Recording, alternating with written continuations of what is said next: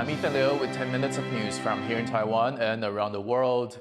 Taiwan is still grappling with its authoritarian past under leader Chiang Kai-shek. Now families of political violence victims are calling for re-examination of his legacy. Tiffany Wong reports. Around Taiwan, people took a moment of silence and placed white lilies to pay respects to the thousands of victims of one of the darkest periods in Taiwanese history on February 28th, Peace Memorial Day. It's a day to remember people that died at the hands of Chinese nationalist forces under leader Chiang Kai-shek in the decades of political violence that started during the 228 incident. But for descendants of the victims, the pain is difficult to erase. They're calling for Chiang Kai-shek's legacy to be dismantled. 蒋中正先生他做错事情了，应该是要赔偿我们。你要认错。偌济的性命无辜来牺牲，偌济的家庭来破碎、家破人亡，蒋介石应该为200事件负起上大的责任嘛。It's a tough legacy to get away from. Statues of Chiang Kai-shek can be found around Taiwan, and the Generalissimo is still well respected by many in the country. But knowing his role in the authoritarian period has soured his image for others. There are two historical memory paradigms now in conflict. One is that Chiang Kai-shek is the person that should be held primarily responsible for the dark era. However, on the other side of Taiwanese society, there are people who do not necessarily want to deny that dark past. But the problem is because Chiang Kai-shek figures so prominently, whether it's dark or bright, whether you like it or not, he figures so prominently in ROC history. Another stark reminder of Chiang Kai-shek's legacy is the mayor of Taipei, Chiang Wan-an, the authoritarian ruler's great-grandson who was elected in 2022. Now some mourners are calling on him to make reparations for the violence inflicted by his great-grandfather.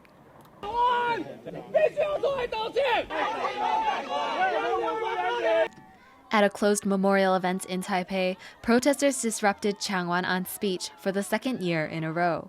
He apologized for the 228 incident as mayor of Taipei, but didn't mention his family connection to Chiang Kai-shek. 历史的错误不容重蹈。身为台北市市长，我要深深为当年的228事件再一次表达诚挚的歉意。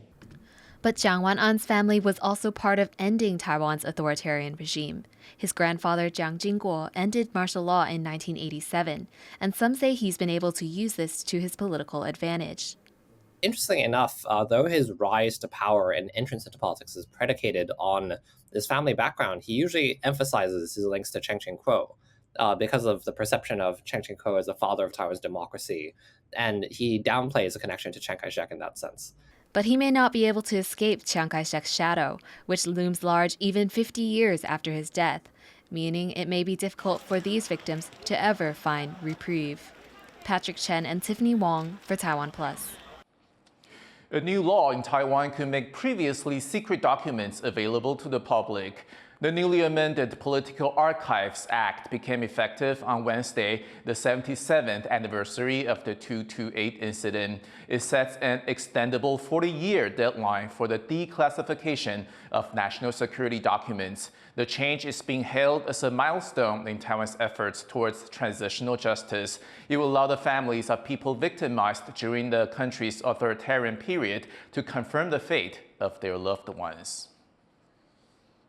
A Taiwanese man dressed as a monk has been arrested in Japan for drug smuggling. Customs officials at Tokyo's Narita airport caught the man with 40 pouches of ketamine, weighing 6 kilograms and worth about $2.5 million.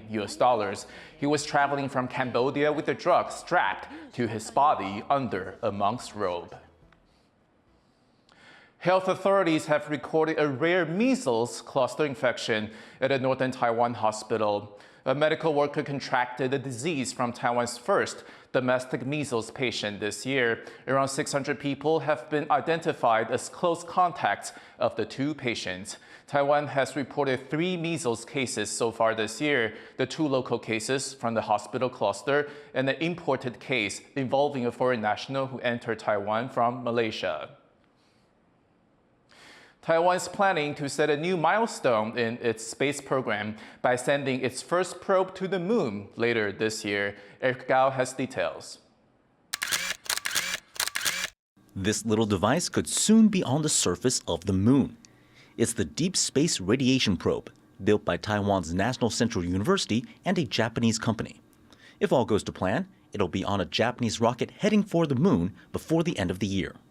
所以这算是台湾第一次到低轨道以外的地方。未来这10年、20年的话，那就是说到时候生态空还有月球周遭相关环境对这些相关产品的需求其实也会增加，所以我们也希望透过这个方式去建构我们的设计跟制作能力。The probe took almost 2 years to design. And, as its name implies, it's meant to study lunar radiation and its impact on equipment and astronauts. Researchers will take the findings from this mission to improve future versions. 目前它所吸收的辐射剂量，然后透过多次的辐射剂量采样，我们可以计算我们在进行设计跟评估所需要知道的剂量率，就是说我们在这个区域底下的状况底下，每单位时间会吸收多少辐射剂量，这对未来的设计或载人任务的评估的话来讲是蛮重要的资料。The space race is heating up again, with several countries vying to launch their own lunar or space industries. If Taiwan can make it to the moon later this year, it'll be a giant leap for its own efforts. Andy Xue and Eric Gao for TaiwanPlus. Taiwan State Power Company has agreed with 2 of its equipment suppliers on a move to cut carbon emissions. The deal will see Taipower increase the use of ammonia in generating power, which means less carbon dioxide is released. Taipower expects the move to save around 9,000 tons of carbon emissions a year at its Daling power plant in southern Taiwan. Sky lanterns are a common sight in Taiwan during the Lantern Festival, but beautiful as they are, the waste they leave behind is a headache for locals. As Leslie Liao reports, volunteers are using the waste to teach school children a valuable lesson. It's a beautiful sight. Over 100 lanterns take to the night sky as people celebrate Lantern Festival in New Taipei. But what goes up must come down, and all these lanterns are destined to fall back to the ground, becoming garbage. While the lanterns are festive, their impact on the environment is anything but. A group of volunteers lead school children through the mountains around Pingxi, where the kids do a bit of cleanup. They collect the fallen lanterns, picking them up off the ground and even poking them out of trees. It's a valuable lesson for the kids. 我们就是在放天灯的同时，没有去顾到自然，但是如果我们去捡的时候，又会觉得很麻烦，所以你就不会想去捡。但是我觉得感谢老师给我们，就是这一次可以给我们这个体验。Volunteers are not only gathering the fallen lanterns, but also breaking them down for easier disposal. The group leader says it's important to teach these lessons early on. 如果可以从小就培养这些环境教育的意识的话，那后面你可能就是长大之后就是一个种子，然后你可以继续在开枝散叶，甚至你不是只有影响自己而已，你还可以影响到你旁边最亲的家人，你的家人还可以继续再散出去这样。Releasing lanterns isn't an activity exclusive to this time of year in Pingxi. Tourists flock here year-round to take part in the tradition, which means the waste they leave behind is a constant problem. Though this activity only seeks to address the waste problem in the short term, the lessons these children learn here could well stay with them for the rest of their lives. Klein Wang and Leslie Liao for TaiwanPlus.